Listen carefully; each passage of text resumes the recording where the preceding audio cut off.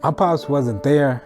When I got older, I realized why he wasn't there. He wasn't there because he wasn't ready to be a father. My mother had me when she was 13. He was 17. And his answer to me as I got older was he loved the women, the streets, more than he wanted to be a father.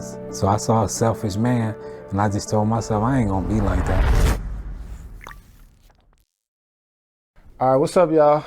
Welcome back. This is The Growing Dad. My name is Wendell, and on this channel, I talk about all things family and fatherhood related, specifically Black fatherhood, and highlight what that journey has been like for me. And so with Father's Day coming up this year, I usually do sit-down conversations with my dad, but this year, my dad passed away. And so rather than canceling that little tradition, I decided to use this Father's Day as the launch day for something a little different, which is be a sit-down series where I sit down with other fathers and interview them and let them talk about what the fatherhood journey has been like for them. So I couldn't think of a better way to launch things off than interviewing someone who I looked up to growing up, other than my brother. Yeah, go ahead, introduce yourself, man. My name is Lamont Odom. I'm from Watts, California. Grew up there my whole life, and I'm here today. So to start things off, let's talk about the beginning. When you first found out that you were becoming a dad, what was those first, feelings like? Like, cause I know for me, when I first found out, it was like a mixture of me being like excited to see what he looks like, yada, yada. But it was also, I was a little scared because I felt like it was a lot of, responsibility, so to speak. So what was that like for you when you first found out? Man, when I first found out I was gonna be a dad, it was exciting because being a dad, man, it's a beautiful thing. But then you learn that it's a difference from being a dad and a father, and that is just awesome because this is somebody who's gonna look up to you, and looking up to you, they don't even know what you're going through because all they know is that's dad. Right. They don't know the insecurities. They don't know if you ain't got no money. They don't know none of that. They just know that that's dad. And I think that's awesome. You get that open door policy from your kids from the beginning. So how old was you when you had your first kid? My first kid I had when I was 19, first year out of high school.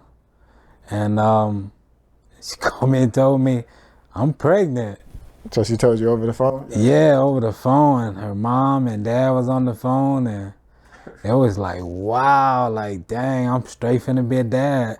But I was excited because I got to do what I've wanted my dad to do. And that was just be there. Like, I didn't want my kid to go through that emptiness of not knowing and not having. And I just wanted to be there. So who was the first person you told when you found out that you was about to be a dad? I think it was my mom. I think I told Mom. I think Mom was the first person for me too. You said you kind of just wanted to was excited to like be there. So I'm guessing growing up, your pops weren't really there, or talk about that. Yeah, my pops wasn't there. When I got older, I realized why he wasn't there. And he wasn't there because he wasn't ready to be a father. My mother had me when she was 13. He was 17. And his answer to me as I got older was he loved the women, the streets, more than he wanted to be a father. So I saw a selfish man, and I just told myself I ain't gonna be like that. So you said his reason was, saying he was not ready. So when you found out, did you feel like you was ready? No, I wasn't ready, but I wasn't finna walk, and I wasn't finna leave. I was gonna be there because that's part of being a man, accepting your responsibilities. How can you really be a man if you don't accept your responsibility? And if you're a kid who didn't have a dad, that painful feeling, why would you want to put your kids through that? That pain that you were just talking about in terms of, not kids growing up, not having a father, and things like that. You kind of was in like a similar situation with your son. Can you talk a little bit about that? Well, my situation was a DNA test. I found out my son wasn't my son. How old was he at the time when you found out? He was 6. And that literally broke my heart. But it broke my heart to where I couldn't stop loving him. The love was already there. How do you stop loving something because of your pain? It's different when you're trying to love something new. But if something was already there and the pain was there, you just can't stop loving it. So that right there, man, opened my eyes to what unconditional love is. It ain't just, it has to be yours. You can unconditionally love something if you put in the time into it. A lot of fathers that go through a similar situation to what you went through is, I always wondered how they feel when they first find out. Do they feel towards the son, their relationship with their son? Did your relationship with him change at all? Oh no, you found out it didn't change because of the love. I just had to find the ground and the strength to move forward because the mother didn't want a conversation about the truth so we can move forward. Yeah. And the only way you can move forward, you have an honest conversation. And we never had an honest conversation. She just wanted to move along and move forward, but you can't move forward if there's pain there. There's no way you can heal or anything or make changes unless you have that heart-to-heart conversation. So what led up to you like wanting to get like a DNA test? Was it like what? Well, I was with this girl at this time, and she was going through things with her baby daddy. And she just said to me, she wished she had a baby daddy like me. I hate that word, baby daddy. But she just wished she had that. And she just said, you know what? For some reason, I don't think that's your son. I got upset. Really? Because it crossed in my mind a few times. Like, I just want to be a dad. I just want to give my son what I didn't have. And she was stopping me from doing that. And that made me click like, somebody else see this. It ain't just me. How long after that conversation with her did you go get a DNA test? It probably happened maybe a year later because the mother didn't want to do it. Yeah. So that told me like something ain't right here. Was y'all living together at the time when you found out, or was y'all separated or what? Yeah, we're separated. So what was the first thing you did after you found out? To be honest, I went to the beach, bought me a 6-pack of Ochos, and I just looked in the ocean, asking God, why me? What'd I do? Like, what did I do to deserve this? That's how big the pain was of it. So after going through that, did it impact you in a way to where like you were struggling with like a self-identity in a way? Because what I mean by that, prior to you finding out what you found out, you're a dad. Now after this test, you say not yours. Did you struggle with like, I'm not a dad, but like I am? I didn't struggle with that because it showed me that in order to be a man, you don't have to have a child. Right. Most men think if I have a kid, oh, I'm a man now. No, it didn't show me that. It showed me how many men don't have fathers. Then it showed me how many kids don't have fathers. So it showed me a lot of people are fatherless. So how did y'all go about discussing it with him at all, if y'all told him at all? We didn't discuss it with him. We just told him he's gonna go get a physical. And because they do the swab and all that, so we didn't discuss it with him at all. What about after y'all found out, when did y'all tell him? Or did y'all tell him at all? Well, when I found out, my plan was not to tell him because I ain't going nowhere. I'm gonna still be there. But sometimes feelings in us do things out of character and don't hold on to your word. She told him. I didn't want to tell him because I ain't going nowhere. How old was he when she told him? Probably was about 8. So a couple years later. Yeah. How did you navigate co-parenting now that you found out what you found out? Really, the co-parenting was my son. It was all about him. It was communicating through him. It was me going up to his school once a week, talking to his teachers. It was me being more involved so I won't have to communicate with somebody who couldn't communicate. So after After going through what you went through, what advice would you give to someone in a similar situation who just found out their son's not theirs, and you know those emotions that you feel firsthand?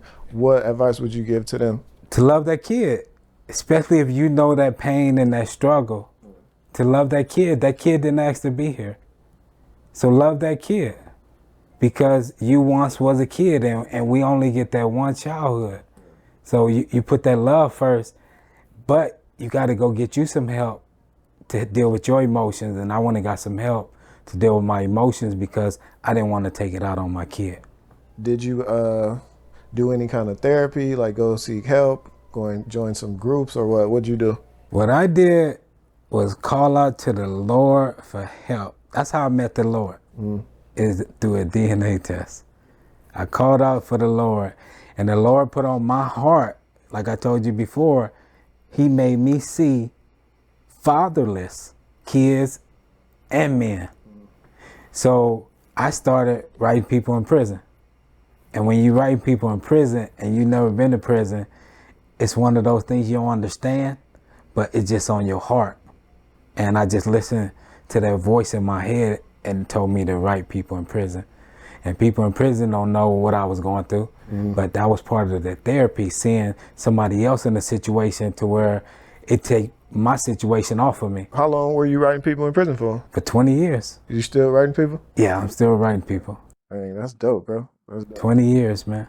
So after finding out that you said the first thing you did was you went to the beach and did what you did you ever feel like, you wanted to retaliate in a way, or, go harm her, because I would think that's what the first emotion that a lot of men feel. Did you ever feel that, or? Oh man, the devil is busy, because the devil told me, go get her.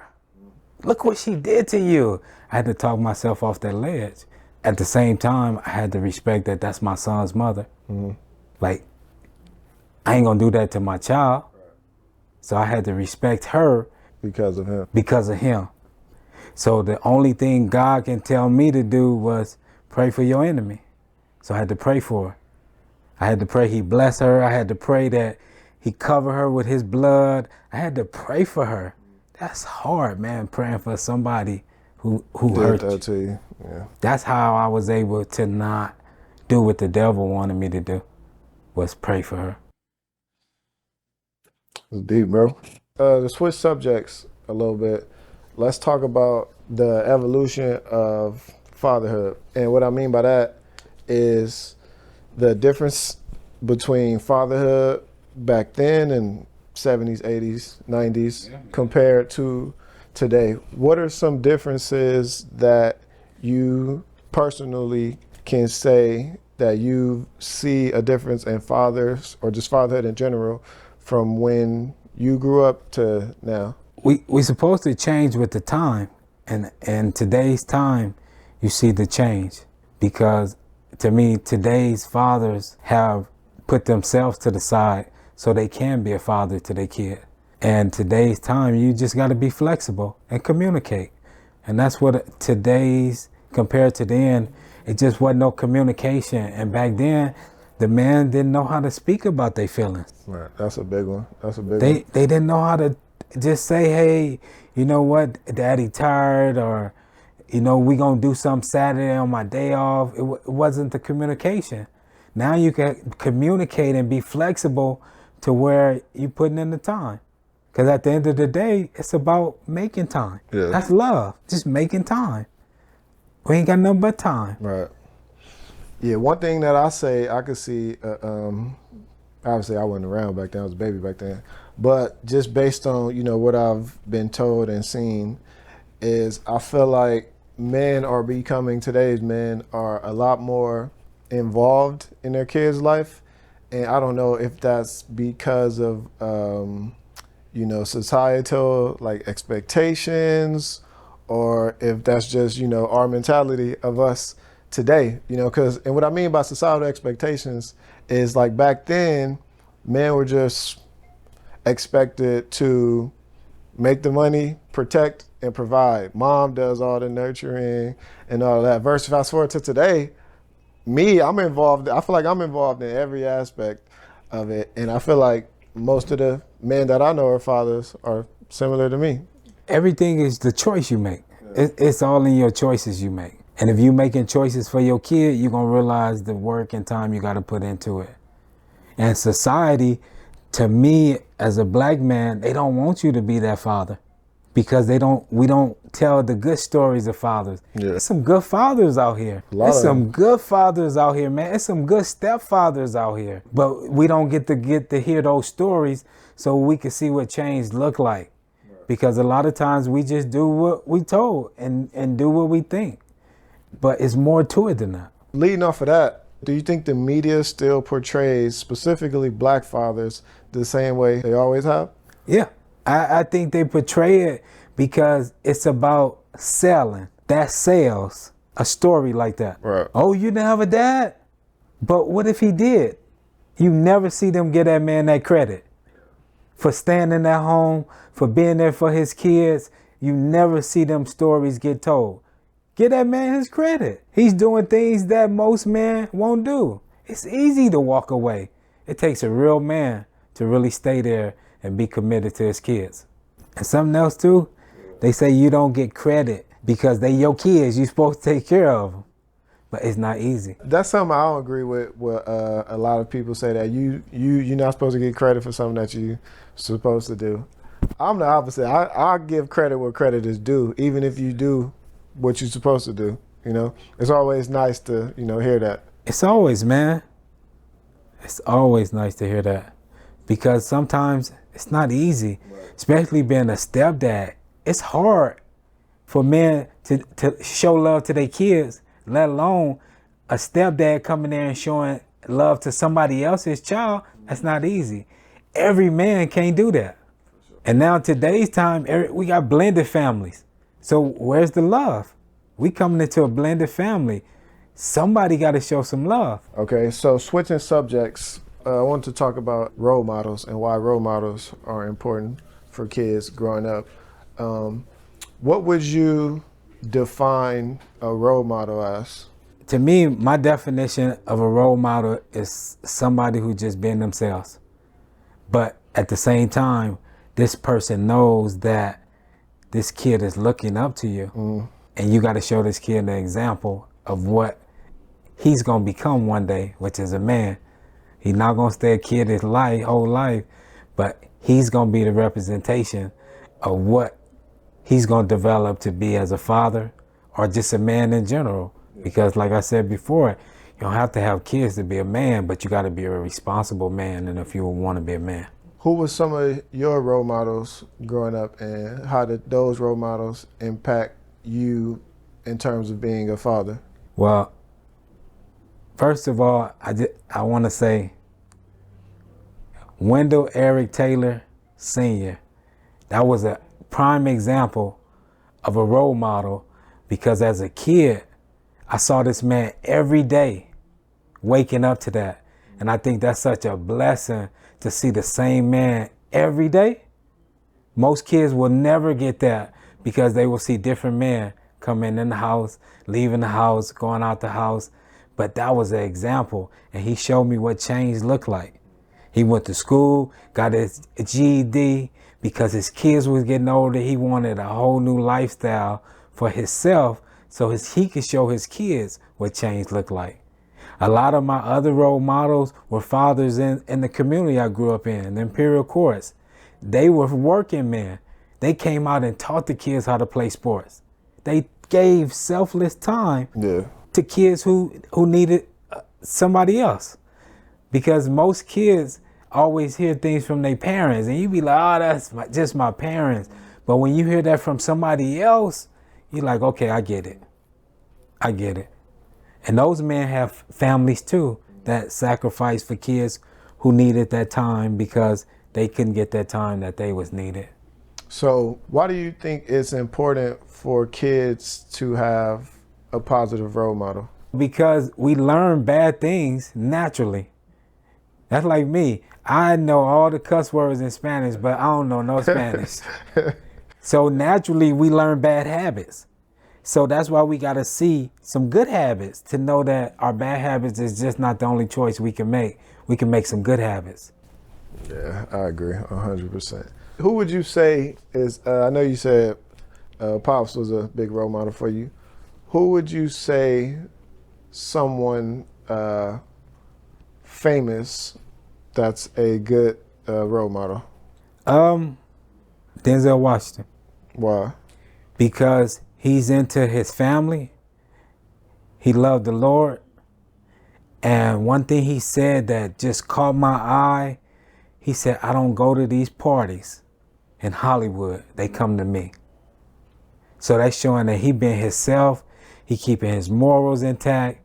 And he's been his character, who he is. That's an example of a role model. I like that one.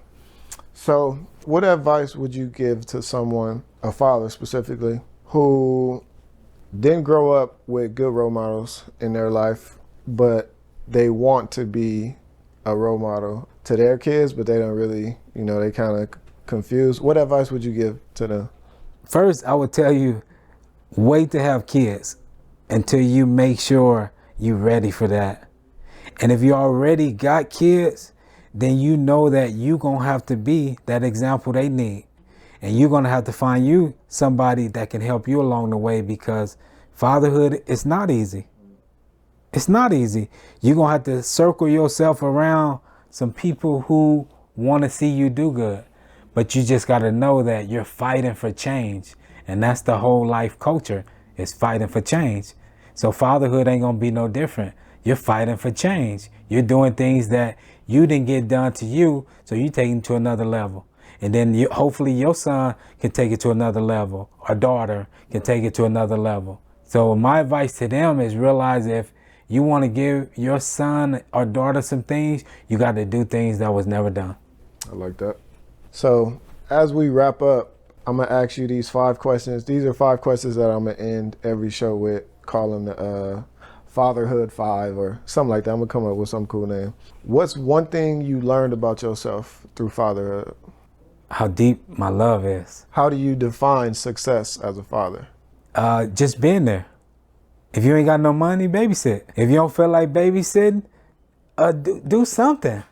Don't just sit around and show up at things and you ain't put the time and work in. To do something. And what's one piece of advice that you would give to new fathers? One thing about being a new father, you just got to embrace that every day is going to be different, just like life. You got to embrace that things can happen, but just be there. That's the main thing, just be there, because like I said before, the kid don't know what you're going through.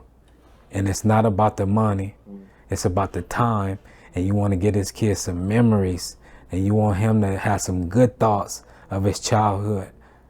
Not that my daddy didn't come because he didn't have no money. Okay, what's one thing you wish you knew before becoming a father? To be careful who you have your kids by. Be careful who you have your kids by, because you really don't know somebody until a situation happens. And that's even in life. You really don't learn somebody until you get in the situation. So just be careful who you have your kids by. You can't have your kids by everybody because of things they haven't dealt with within their own life. And remember, those things are just going to be passed down. People going to be telling their kid, you act just like your daddy. But what if their daddy was crazy? Yeah. You don't say that to a kid. I agree with that one. That's one thing I would say. I say to everybody who don't have kids all the time. Who you have your kids with is probably going to be the most important decision in your life, because it could throw off your whole trajectory, So that's one thing I do say.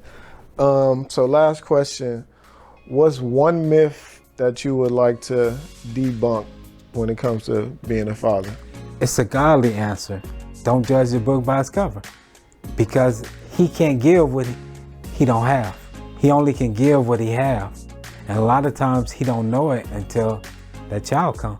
And that love is going to represent everything. That love is going to push that guy to be there for that child. Okay. I like that. Well, all right. Well, that's all I got for you. Well, appreciate you coming. It's always through. a pleasure, little bro. All right, so this is the first of a series that I'm starting. I don't know when I'm going to do the next one, but see y'all in the next one.